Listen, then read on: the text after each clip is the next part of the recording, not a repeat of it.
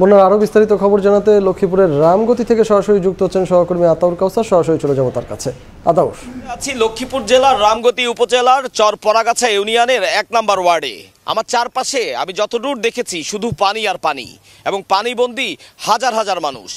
এই ইউনিয়নটিতেই শুধু হাজার হাজার মানুষ পানিবন্দী। এছাড়া এই যে লক্ষ্মীপুর জেলার মধ্যে লাখ লাখ মানুষ পানিবন্দী অবস্থায় আছেন, এবং এখানকার মানুষ বলছেন যে এই যে বন্যায় এই পরিমাণ পানি জমেছে, সেই পানি অনায়াসে সরে যেতে পারতো যদি খালগুলো পরিষ্কার থাকতো, যদি খালগুলো সংস্কার করা হতো। আমার পাশে একটি নদী আছে, যে নদীটির নাম ভুলুয়া নদী। এই নদী দিয়ে নোয়াখালী অঞ্চল থেকে পানি লক্ষ্মীপুরে প্রবেশ করে। অর্থাৎ যে বিষয়টি আমরা গত কদিন ধরেই বলছিলাম, ফেনী থেকে নোয়াখালী হয়ে লক্ষ্মীপুর হয়ে পানিগুলো মেঘনা নদীতে যাওয়ার কথা, কিন্তু খাল খনন না করার কারণে এবং ভুলুয়া নদীর সেই গভীরতা কম থাকার কারণে এবং একই সাথে খাল দখল হয়ে যাওয়ার কারণে পানিগুলো কিন্তু অনায়াসে মেঘনা নদীতে যেতে পারছে না। ফলাফলস্বরূপ এখানকার লাখ লাখ মানুষ আজ পানিবন্দী। তারা বলছেন যে এবারের বন্যা হয়তো শেষ হয়ে যাবে আর কিছুদিন পরে, মানুষ বাঙালি ঘুরে দাঁড়ানোর জাতি, হয়তো ঘুরেও দাঁড়াবে, কিন্তু আগামী বছর বা তার পরের বছর বা তার পরের বছর যদি আবারও বন্যা হয়, এভাবে বারবার বন্যা হলে খাদ্যশস্যের সমস্যা হবে, মানুষের জীবিকার সমস্যা হবে। সব মিলিয়ে এক সময় হয়তো ঘুরে দাঁড়ানোর যে স্বকীয়তা বাঙালির রয়েছে তা হারিয়ে ফেলবে এই অঞ্চলের মানুষ।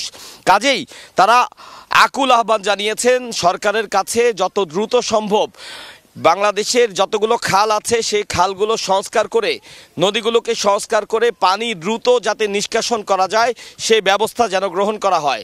এবং বলছেন যে ক্ষমতাসীন যখন যারাই আসেন, যে রাজনৈতিক দল, তাদের একাধিক ব্যক্তি নদী দখল, নদীর আশপাশের খাস জমি দখল করে নদীকে আসলে নদীর যে স্বাভাবিক চলাচলের প্রক্রিয়া সেটিকে বন্ধ করে দেয়।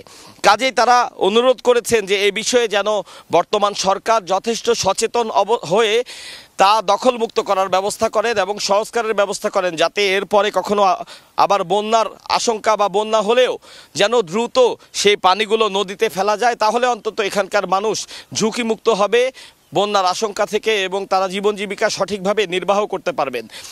তো এছাড়া আমি দেখেছি আজকে সারাদিন লক্ষ্মীপুরের বিভিন্ন জায়গায় আমি ঘুরেছি, বিভিন্ন জায়গায় পানিবন্দী প্রচুর মানুষ রয়েছেন।